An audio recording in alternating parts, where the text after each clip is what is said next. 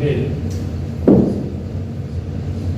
우리 계속 십계명 시리즈를 이어가고 있습니다. 그렇던 중에 추석을 맞이하게 되었고요. 추석에 도둑질하지 말라. 은혜 말씀을 우리에게 허락하신 하나님께 영광을 올려드립니다.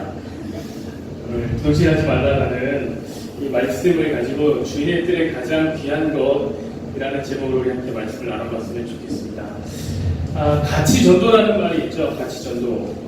더 나은 가치가 덜 나은 가치에게 잡아먹히는 것을 우리는 가치 전도라고 이야기합니다.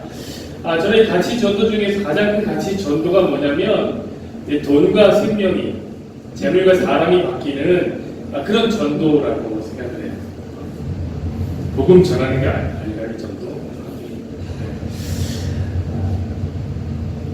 절대 뒤돌아보지 마라 라고 얘기했는데 뒤를 돌아보다만 불은 기둥이 되어버린 롯의 아내를 혹시 여러분 생각하십니까?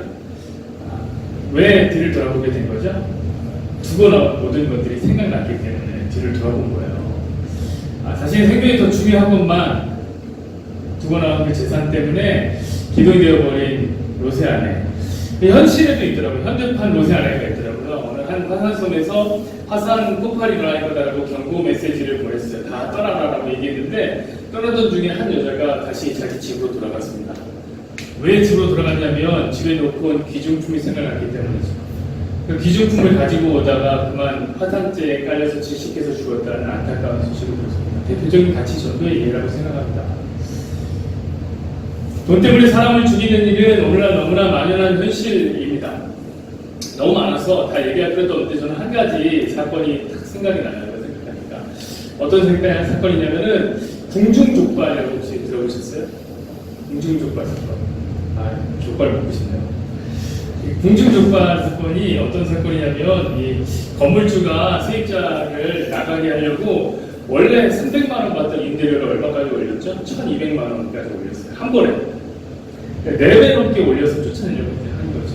그러니까 너무 격분해갖고 이 건물주를 죽이겠다고 이 궁중족발 사장님께서 망치를 들고 가갖고 때려 죽인다고. 그래서 그게 CCTV에 나왔어요. 너무 속상한 일이더라고요. 사실 속상한 일이잖아요. 그죠? 저 같아도 되게 속상할 거예요. 근데 거기서 멈춰야죠. 제가 놀랐던 부분은 그 부분이에요. 그 사건을 가지고 밑에 막 댓글들을 다는데 뭐라 하면 야 착하다. 나 같으면 도끼를 들었다. 저거 안 죽이고 저거서 어떻게 살려놓고 저걸 하면서 그 사람의 생명을 빼앗는 것이 더 나은 가치다라고. 여러분 저도 화나요. 300만 원 받던 거 어떻게 1,800만 원 받아요. 그거 할 짓 아니죠. 그래도 그게 생명보다 귀할 수 있겠습니다. 온라인 그래요. 돈 때문에 가족들이 나눠지는 것은 다반사 아닙니까?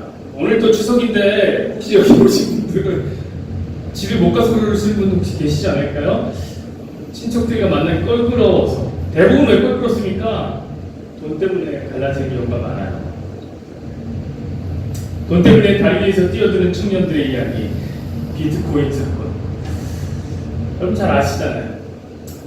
저는 이 돈의 이슈, 그리고 또 생명과 가치 전쟁 이슈를 생각하면 제일 먼저 떠오르는 것이 이 흑인의 노예선입니다. 흑인 노예선. 한번 넘겨줄래요? 과거에 제국주의 시대 때 흑인 노예들을 받아들이는 이 흑인 노예선이 이렇게 생겼더라고요. 안 보이나요? 이게 다 발이에요, 발.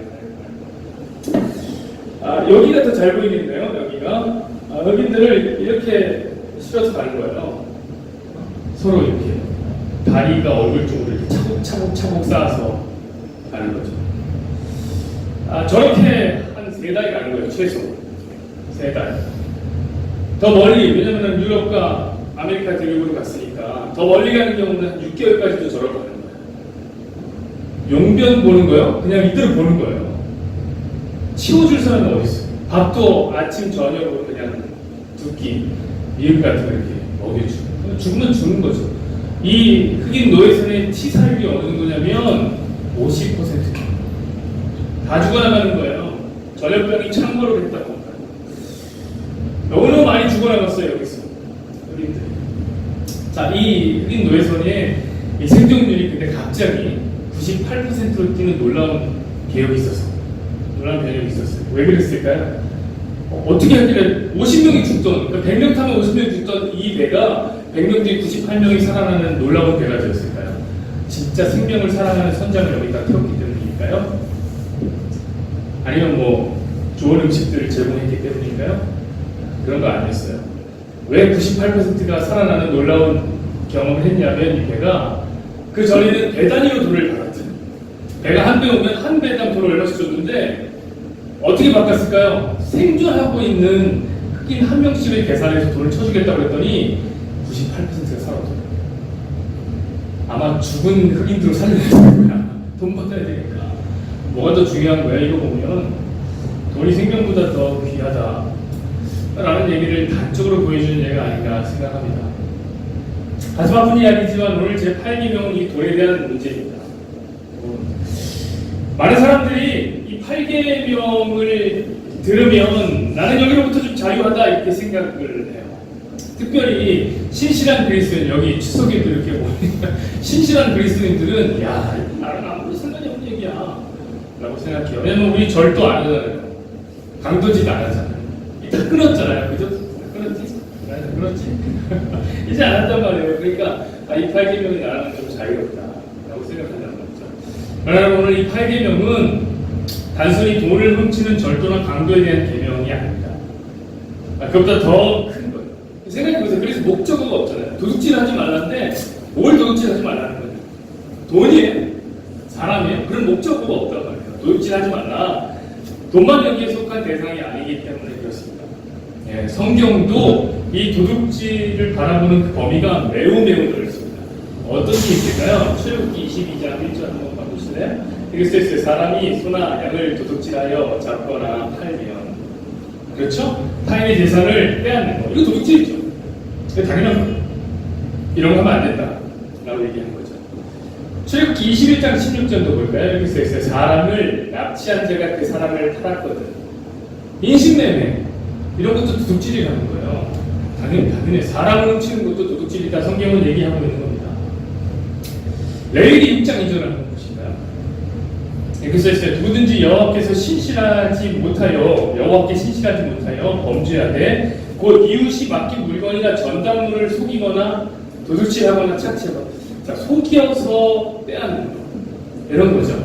자, 금으로 갖다 맡겼는데 정당물에 약간 금 빼고 은으로 바꿔서 준다든지 이런 거 얘기하는 거죠. 이런 것도 다 도둑질하는 거야 라고 얘기하고 있단 말이에요. 자, 땅을 옮기는 것도 있어요. 신명기 19장 14절에 볼까요? 이렇게 써있어요.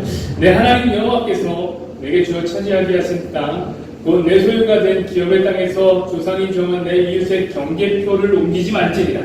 네, 그렇죠. 그 당시에는 땅이 우리처럼 이렇게 지도에 이렇게 다 정해져 있는 게 아니라 경계표를 써요. 경계석을 썼어요. 우리 땅 어떻게 했어요? 사람이 경계석을 옮기는 거예요. 내 땅이 더 넓게 만들고 조금씩 옮겨서 이거 하지 마. 이것도 도둑질이다. 남의 땅 빼앗는 것도 도둑질이다. 오늘날 이런 게 이렇게 생겼으면 난리 났죠. 진짜 아침마다 도로 옮기는 거고. 심지어 요즘은 자기 땅도 아닌데 주차장 맨날 싸워요. 저희 집 앞에도. 자기 땅이 아니에요. 그걸 국가의 땅인데 왜 여기다 더니 우리 집이 제일 가깝다는 거야. 그래서 직선거리 우리가 더 가깝다고. 참 그렇습니다. 레위기 19장 35절에 36절을 보죠. 그럼 이런 얘기가 있어요. 너는 재판할 때에 길이나 무게나 양을 잴 때 불의를 행하지 말고 공평한 절과 공평한 추와 공평한 에바와 공평한 희를 사용하라. 자, 그러니까 저울로 속여서 파는 거 이것도 다 도둑질이라고 하는 것입니다. 그렇지 않겠습니까? 제가 한 영상을 봤는데 놀랐습니다. 어떤 여자가 고기를 사는데 주인이 고기를 저울에 올려줘요. 600g. 이렇게 말딱 없더라고요. 딱 내더니 묶어주는 척하면서 옆에 미리 쌓아 400g짜리 이렇게 내주더라고요. 이런 거 다 도둑질이구나.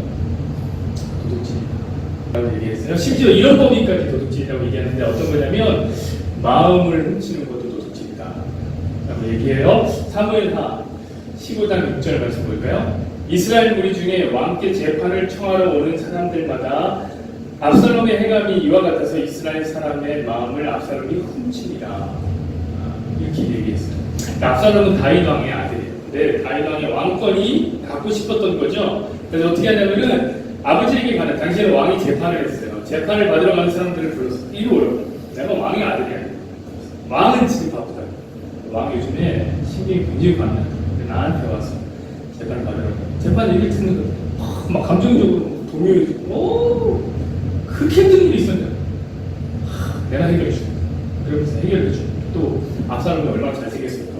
준수하다고 하는 거. 그러니까 마음을 다 빼앗는다. 이것도 도둑질이다 라고 성경은 얘기하고 있습니다. 더 나아가서 이런 것도 도둑질이라고 합니다. 예레미야서 23장 30절 한번 보시죠.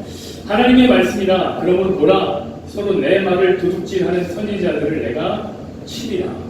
자, 하나님의 말씀을 도둑질. 하나님께서 이스라엘 너희들 멸망할 거야 라고 얘기했는데 거짓 선지자들이 뭐라고 하냐면 아니야 우리 다 괜찮아. 하나님 우리 사랑하세요. 우리 앞으로 다 괜찮아질 거예요. 좋은 일만 있을 거예요. 꽃길만 걸을까요? 이게 바로 하나님의 말을 도둑질한 도둑놈들이다 라고 성경은 얘기하고 있어요.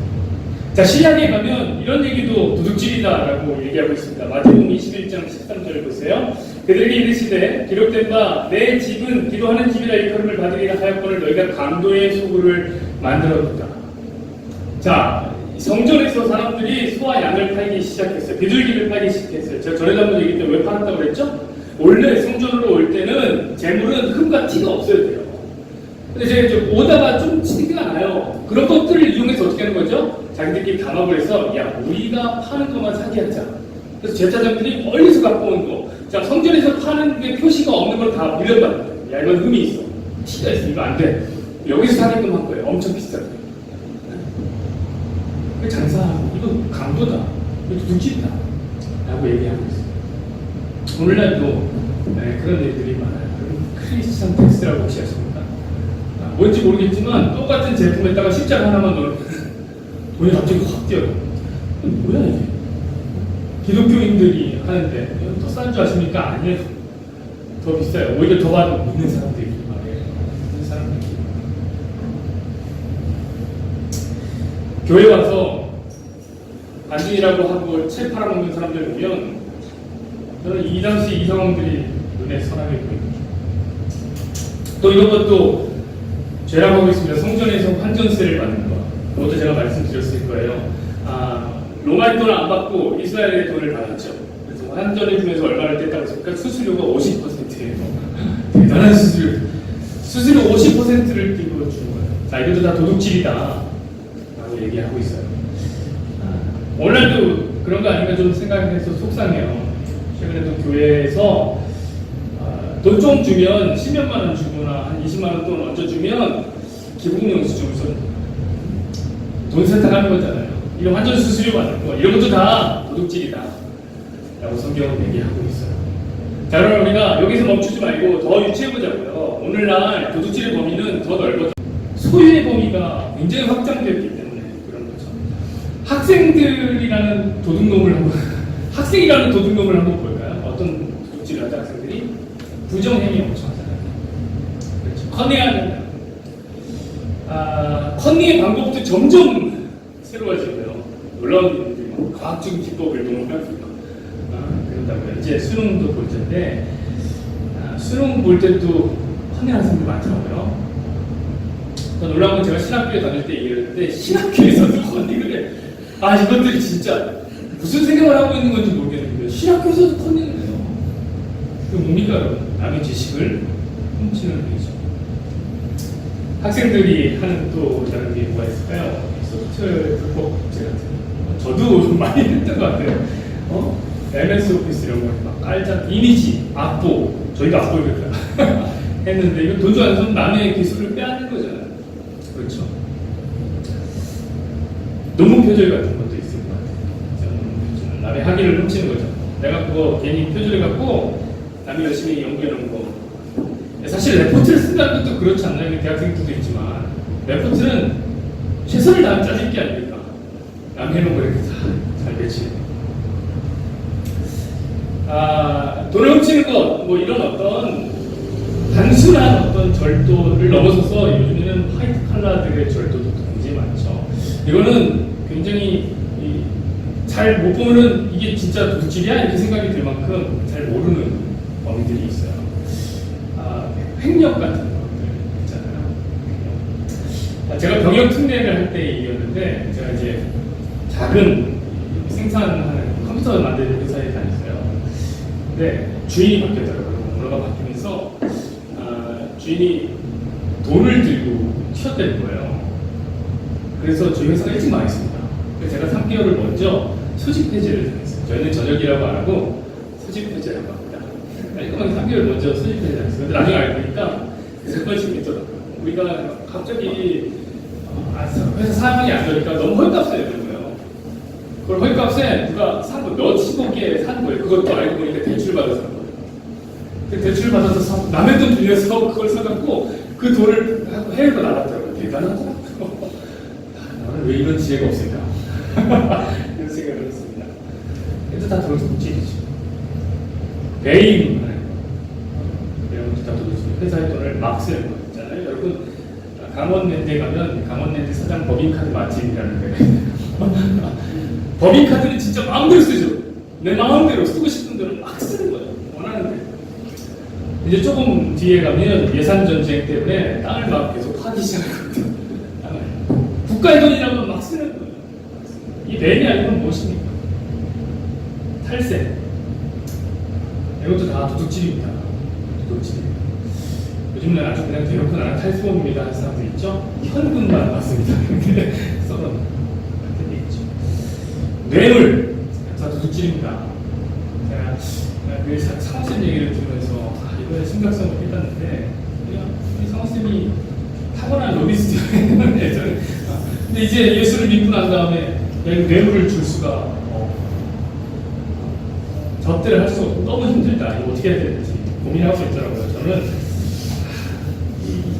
이 사건이 참 그렇다라는 생각. 이것도 다 도둑질이에요, 사실. 담합은 어떤가요? 담합. 기업들만 얘기를 해갖고 값을 내지 말자 이렇게 하는 게 가능한 게 아니에요. 요즘에는 아파트도 말이에요. 주민들이 담합을 해서요. 가격을 떨어뜨리지 말자. 우리 가격을 떨어뜨리지 말자 해갖고 부동산에서 낮은 가격에 책정된 걸 팔자는 그 부동산에 안 가요. 아파트 가격을 저렴하게 살 수 있는 사람들 권리를 빼앗는 거 아닙니까? 자, 이런 것들도 다 우리가 도둑질이죠. 도둑질이다. 더 큰 범위로 나가봅시다. 국가라는 도둑놈들 뜻입니다. 국가라는 도둑놈들. 빈부격차, 신인빈 부인. 여러분 자본주의를 살면 이거 당연하죠. 그런데 국가가 부를 보장하는 법률과 안정망을 한쪽에게만 제공한다. 그거 도둑놈이죠. 이쪽 사람들이 잘 살 수 있게 하는 것들을 다 한쪽에만 몰아주는 거잖아요. 도둑질이에요. 나라를 빼앗는 것 여전히 있죠. 우리 옆에 계신 분들 늘 그렇게 영토 분쟁 끊임없이 하잖아요. 한국과 중국과 이게 다 도둑질이에요. 나라는 도둑질 안 하는 줄 아십니까? 저기 영국 같은 데 가면은 미술관이나 박물관에 보면 온통 다른 나라의 작품들, 예술, 문화재들이 다 있습니다. 다 도둑질하는 거예요. 당당하게 보여준단 말이에요. 그런 것만 도둑질입니까, 여러분? 저는 더 나아가서 이런 것도 도둑질이라고 생각해요. 중국발 미세먼지가 한국의 중공기들을 훔쳐가고 있어요. 다 산둥지역에 기업을 세워갖고 말이에요. 공장 세워갖고 너무 힘들잖아요.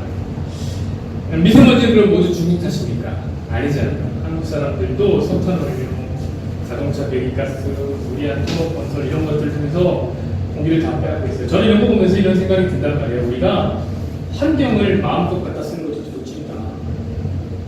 환경이 우리 것만은 아니잖아요. 그렇죠? 우리의 우선 것을 우리가 미리 빼앗아 갖고 마음껏 즐기고 쓰고 간다는 말이죠. 그것도 도둑질이에요. 엔트로피 법칙이라고 아시잖아요. 에너지는 모두 똑같이 보존되지만 점점 쓸 수 없는 에너지들이 많단 말이에요. 우리가 다 쓰면은 엔트로피가 쌓이는 거예요. 우리 후손들은 못 쓴다는 거죠. 후손들의 것을 빼앗아서 우리가 사용하는 거. 이거 환경 오염하는 거 아니겠습니까? 저도 되게 편하게 썼던 것 같아요. 근데 제가 전에 이 스타벅스에 갔을 때 우리 사무실이 저한테 쓰지 마세요. 저한테 컵홀더는 뭐하러 쓰지 마세요. 전 왜 이렇게 일을 하니까 이렇게 생각했는데 맞아요. 그것도 어떻게 보면 도둑질이죠. 저는 그 중에서 제일 못된 도둑질은 마음을 빼앗는 도둑질이라고 생각해요. 정치인들의 포퓰리즘 같은 진짜 화가 납니다. 선거 때만 되면 난리도 아니에요. 어디 체육관 티켓이라고 하는 거 아니에요. 대중 영합주의라고 하는 거 아니에요. 사람들의 마음을 막 빼앗는 거예요. 저 너무 화가 나는 거예요. 대한민국이 어떤 나라입니까 지금 가계부채가 1,500조 일떡한다. 저 여러분들이 개인당 한 4천만 원 정도의 빚을 지고 있는 거란 말이에요. 한 사람이. 근데 이 나라에서 맨날 맨날 뭐 하겠다, 체육관 짓고, 도로 짓고, 뭐 건설하고, 저는 오히려 선거 때 돼서 이렇게 써줬으면 좋겠어요. 우리 가계부채 심각하지 않습니까? 저 진짜 돈 최대한, 우리 지역은, 응? 우리 지역은 돈 최대한 아껴갖고, 우리 이거 갚아 나갑시다. 라고 하는 사람 찍어주고 싶어요. 찍어주고 싶어요. 안 그래. 사람의 마음을 사기 위해서 국정원에서 댓글질을 하지 않는다. 매크로로 언론을 장악하지 않는다. 별일들이 다 있습니다. 경제인들의 포퓰리즘은 당연히 있죠. 경제인들은 어떻게 하죠? 과장당, 허위당 이런 것들을 통해서 마음을 훔치죠.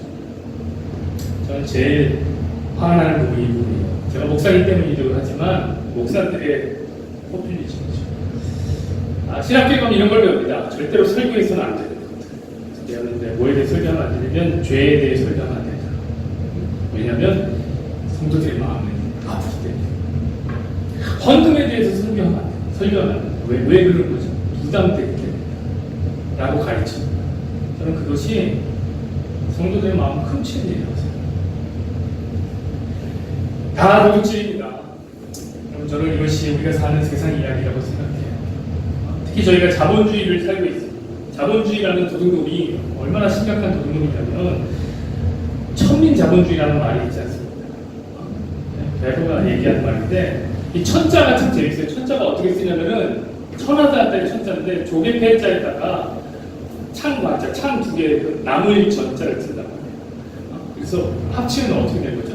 조개밖에 안 남은 조개. 조개가 뭡니까? 당시에는 화폐로 썼던 거잖아요. 그러니까 천하자, 천의 사람 뭐냐면 돈밖에 안 남은 사람이라는 거예요. 마음속에 영혼은 없고 생명은 없고 돈만 가득 찬 사람들, 이것이 천한 사람들이다. 천민자본주의잖아요.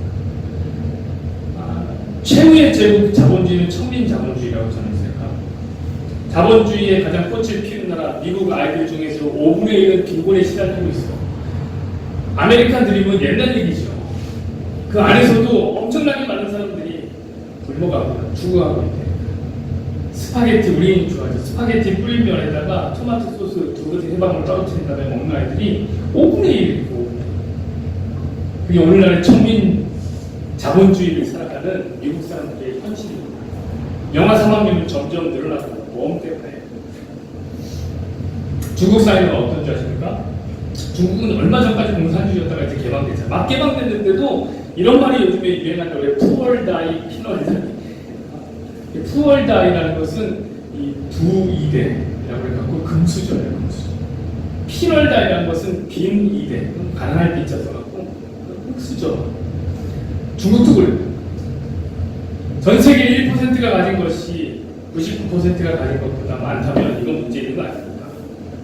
돈에 완전히, 재물에 완전히 사로잡힌 거죠. 이사야 5장 8절은 이렇게 얘기하고 있습니다. 한번 보시죠. 가옥에 가옥을 이으며 전토에 전토를 더하여 빈틈이 없도록 하고 이 땅 가운데서 홀로 거주하려는 자들은 화 있을진저. 무슨 말입니까? 집과 집을 연결하고 땅과 땅을 연결해요. 빈틈이 하나도 없이 다 이 땅으로 거대하게 만든다면 거기서 또 어떻게 산다고요? 나 혼자 사는 사람. 화가 있을지. 그런 사람들이 도둑놈들입니다. 라고 성경은 얘기하고 있어요. 그러고 보니 세상에는 온통 도둑놈들밖에 없어요. 저와 여러분을 포함해서. 여기부터 자유한 사람이 얼마나 되겠습니까? 이 세상의 자원은 한정적인데 욕심은 끝이 없어요. 그래서 내가 갖고 있는 건 늘 작아 보이고 남이 소유하고 있는 것은 늘 커 보이잖아요. 그래서 도둑질하는 거 아닙니까? 이미 제한된 자원의 시장은 경쟁으로 막 불타고 있어요. 거기에 끝없이 일어나는 욕구의 기름이 거기에 막 부어지는 거예요. 재물을 사랑하여서 자꾸 소유하려 하는 거예요. 이것이 도둑놈들의 특징이에요. 여기서 저는 문제가 생긴다고 생각해요. 왜냐하면 하나님이 세상을 만들었을 때 그 뜻을 제대로 모르고 사람들이 그저 그 세상을 소유하려고만 하기 때문에 문제가 생기는 거예요. 여러분, 하나님이 태초에 천지를 창조하셨습니다. 그렇잖아요. 이걸 안 믿고 놓으면 기독교인이 아니죠. 이걸 믿어요. 천지, 하늘과 땅, 물질을 만들었다는 거죠. 자, 물질을 만들었다는 것은 어떤 얘기죠? 당연히 시간도 함께 만들었다는 거예요. 제가 늘 얘기하지만 시간이 없는 물질은 없어요. 우리가 다 고정되어 있는 것 같지만 이 안에서 끊임없이 분자 운동을 한다는 거예요. 운동을 한다는 건 시간이 흐른다는 걸 얘기하는 거잖아요. 자, 물질은 항상 시간과 연결되어 있어요. 그러니까 하나님께서 시공을 만들었어요. 물질과 공간을 만들었습니다. 자, 생각해 보시죠, 여러분. 누가 그 하나님 만든 시간을 소유할 수 있습니까? 아무도 시간을 소유하지 못해요. 그게 하나님 뜻이에요. 시간을 소유하고자 했던 진시황은 불로초로 시간을 소유하려고 하는데 그거 찾아낸 거 영지버섯 찾아냈고 영지버섯이 불로친 적에 영지버섯 열심히 드시라고 돌아가셨다. 시간을 완전히 소유한 것 같이 얘기하는 자기개발법 서적의 저자들 그들이 시간을 소유했습니까? 아니죠. 그냥 흘러가는 시간을 사용한 것 뿐이에요. 주어진 시간을 잘 활용한 것 뿐입니다. 여러분 물질도 마찬가지예요. 여러분 왜 우리가 죽으면 수의 있잖아요. 수의에 왜 주머니가 없는지 아십니까? 죽을 때 가져갈 게 아무것도 없기 때문에 우리 맨몸으로 왔다 그냥 맨몸으로 가는 거예요. 물질도 여러분 완전히 소유할 수가 없어요. 그냥 주어진 대로 이 세상에 살다가 사용하다가 가는 것뿐입니다. 그렇잖아요. 그래서 그런 말이 있잖아요. 아끼면 똥 된다는 말이. 아끼면 우리 죽어서 다 똥 되잖아요. 거름되는 건데 아끼지 말고 그냥 쓸 때 쓰고 가시라는 말이죠. 여러분 우리는 이런 자로 불러오는 거예요. 그냥 맡겨진 거예요. 우리에게 소유하라고 주어진 게 아니라 맡겨진 것을 잘 관리해라라고 인간을 하나님께서 만들었거든요. 그런 걸 뭐라고 하면 고대어로 청지기라고 합니다. 청지기. 그저 우리는 맡은 자. 사실 여러분 인간은 맡은 자예요. 소유한 자가 아니에요. 세탁소에 세탁물 맡기듯이 그냥 맡기고 세탁물 맡겼는데 그 아저씨가 내 옷을 막 입고 다닌다. 아 이걸 맡겨놓은 거예요. 왜 그런 거죠? 누구도 세상을 소유할 수 없기 때문에 그래요. 그럼 하나님은 인간을 이 세상이라는 거대한 주인의 뜰을 맡아서 관리할 청지기로 부른 거예요. 주인의 뜰을 관리할 청지기. 바로 청지기의 성경적 의미는 무엇이냐면 종이라는 의미를 갖고 있어요. 그러니까 주인의 부름을 받은 종이 주인의 재물을 관리하도록 하는 게 청지기라는 거예요. 그래서 도둑질이 문제라는 거예요. 그래서 도둑질이 문제예요. 소유에 대한 끝없는 갈망, 강력한 욕구 자체, 예수님은 그랬잖아요. 탐심이 아니라 그것이 곧 절도한 거야. 그것이 곧 도둑질한 거야. 왜 그런 것입니까, 여러분? 소유를 하려고 하는 그 욕망이 종이 주인 되려고 하는 거예요. 종이 무슨 소유가 있어요? 주인의 자리에. 그럼 하나님이 잘 관리하라고 주신 이 주인의 뜰에서 제게 주신 것들만 잘 관리하면 되는데 주인의 뜰에 탐스럽게 달려있는 사과를 팍 따서 제 주머니에 찔러넣습니다. 아름다운 정원의 희귀꽃들, 너무 희귀해, 이거 비싸 보입니다. 막 꺾고 자기 집에 꽃병에 깎고 한쪽 별명, 이 뜰의 한쪽 벽면에 있는 흔들리자, 저거 좋아 보인다, 고급져 보인다, 집에 딱 갖다 놓고 심지어 다른 청지기가 운영하고 있는 그 뜰에서 들어가고 그가 관리하고 있는 주인의 뜰을 마구마구 망치고 해치고 훔쳐오는 것, 이게 도둑질인 거예요. 그래서 하나님이 이렇게 얘기한 거예요. 절대로 하나님과 재물을 동시에 겸하여 섬길 수는 없다. 왜 그런 거죠, 여러분? 하나님을 선택하면 우리가 종으로 남는 거지만 우리가 재물을 선택하면 어떻게 되는 겁니까? 주인이 된다는 얘기 때문에 우리가 주인이 된다. 여러분 소유하려고 하는 순간 우리는 종이 아니라 주인이 되려고 하는 것입니다. 그래서 이런 계명, 8계명에 이런 의미가 들어있기 때문에 우리가 이 계명을 제대로 알아야 됩니다. 여러분 생각해 보십시오. 이것이 단순하게 타인의 것을 훔치면 안 된다, 이런 어떤 도덕 윤리적인 개념이라고 생각한다면 생각해 보십시오. 그 출애굽할 때 그들이 10계명을 받았잖아요. 이 시내산에서 그 받고 어디로 갑니까? 가나안 땅으로 들어가요. 그래서 가나안 땅을 훔쳐요. 이게 뭐예요? 그런 얘기를 하는 게 아니에요. 단지 남의 훔치지 마가 아니라 온 세상은 주인인 하나님의 것입니다. 주인의 마음을 품지 말고 살아요. 너무 소유에 집착하지 말고 살아요. 이런 얘기를 하시는 주인입니다. 왜 그럴까요? 만물이 내 건데 니들이 훔쳐가면 아까워, 이래서 그런 걸까요? 그럼 하나님 우리 너무 쫑생이로 생각하지 맙시다. 제가 오늘 이 말씀을 너무 묵상하는데 놀라운 하나님의 마음을 발견했어요. 하나님 도대체 왜 훔치지 말라고 했을까? 왜 도둑질 하지 말라고 했을까? 왜 주인의 마음을 가지지 말라고 했을까? 생각하는데 이런 생각이 들더라고요. 여러분이 만약에 하나님의 것을 훔쳐가면 여러분 하나님이 자신의 뜰에서 가장 귀중히 여기는 것을 빼앗아가게 되기 때문에 하나님께서 그런 거예요. 그게 뭘까요, 여러분? 하나님의 뜰에, 주인의 뜰에 가장 귀한 것. 청지기 자신이에요.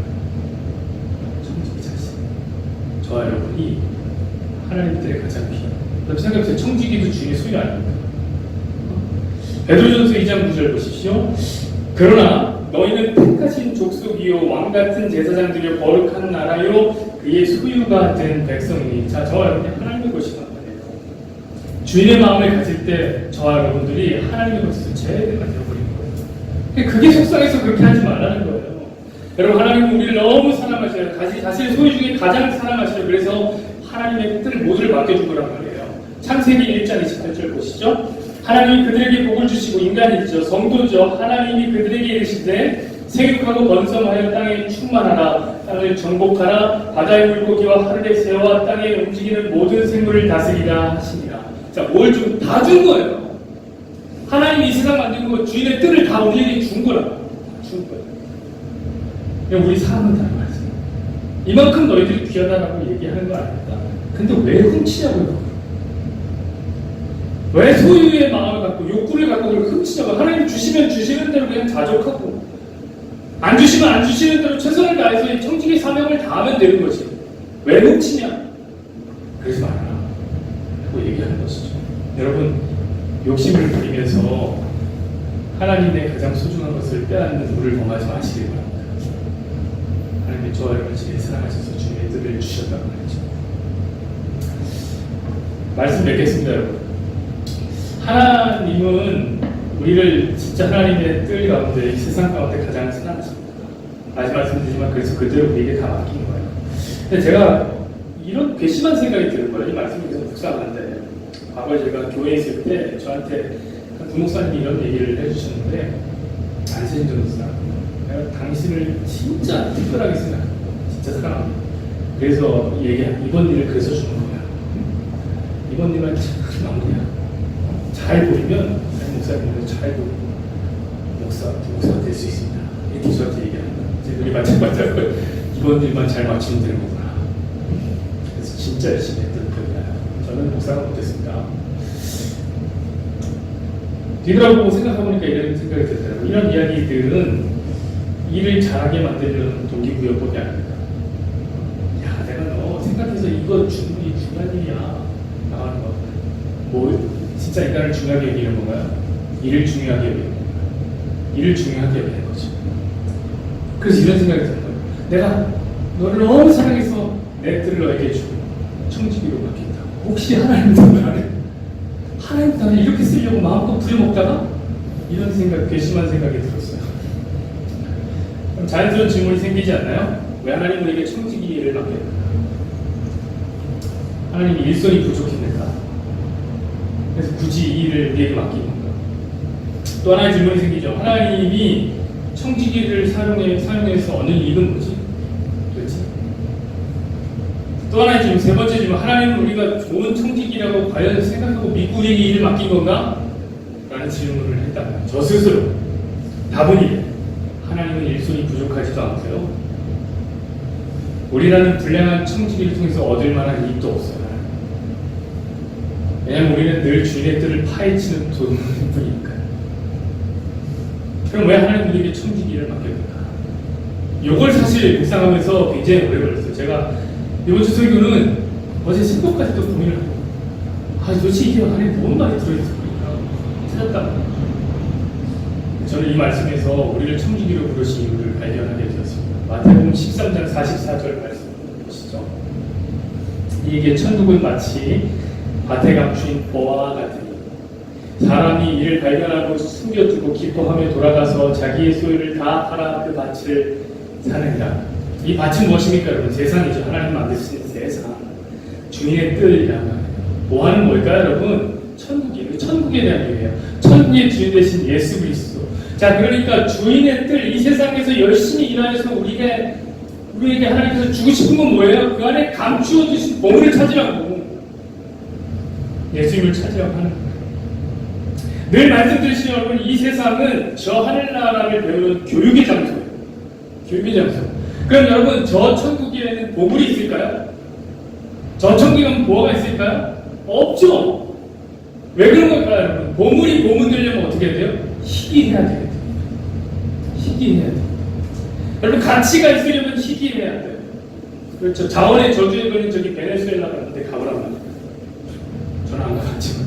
여기 많이 들리잖아요. 저기가 석유 매장량이 최대예요. 전 세계 최대예요. 근데 갑자기 석유값이 뚝 떨어졌죠. 그러면서 어떻게 할까? 시중에 돈이 안 되니까 막 화폐를 찍어내기 시작했어요.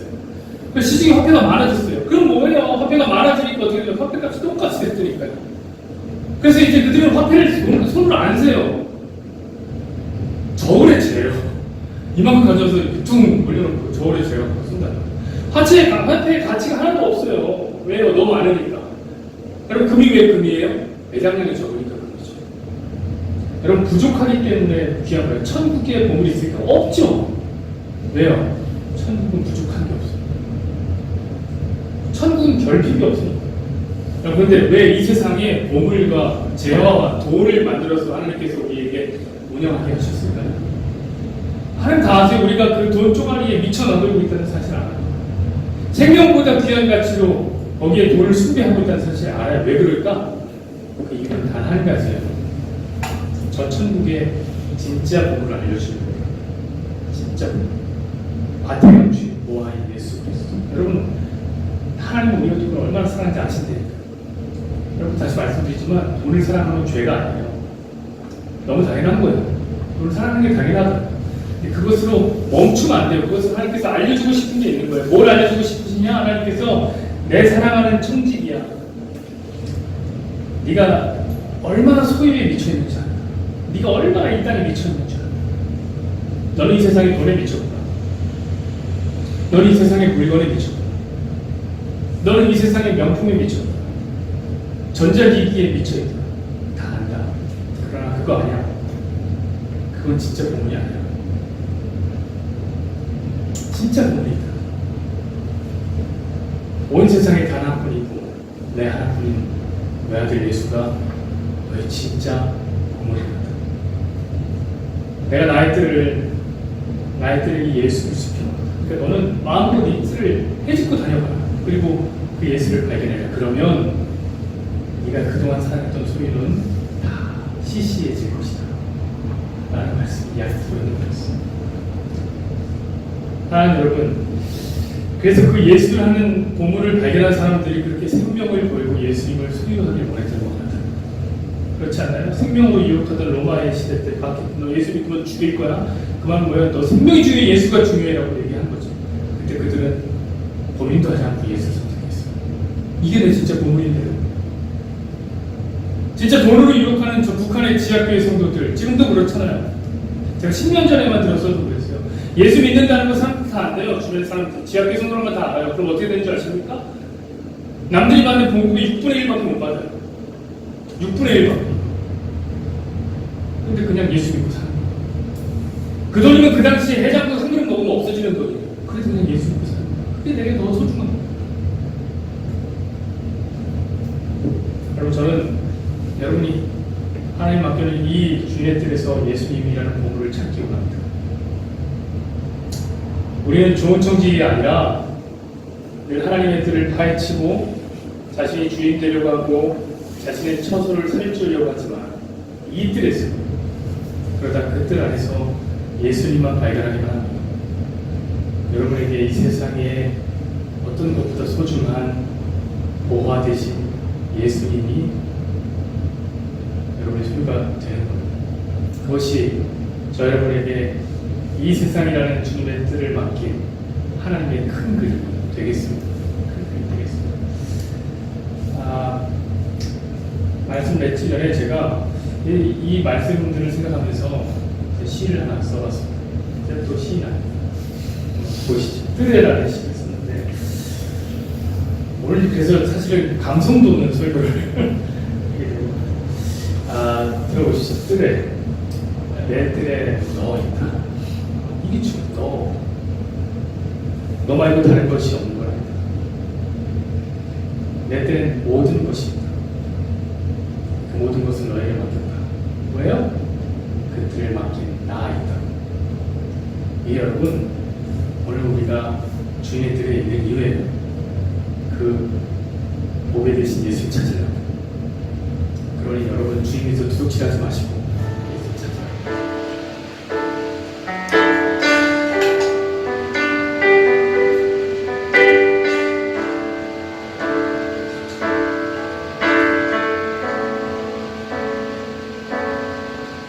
참 아름다운 곳이라 주님의 세계는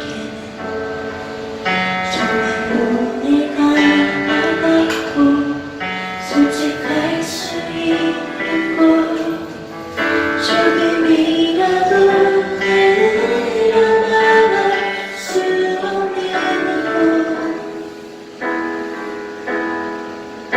이곳은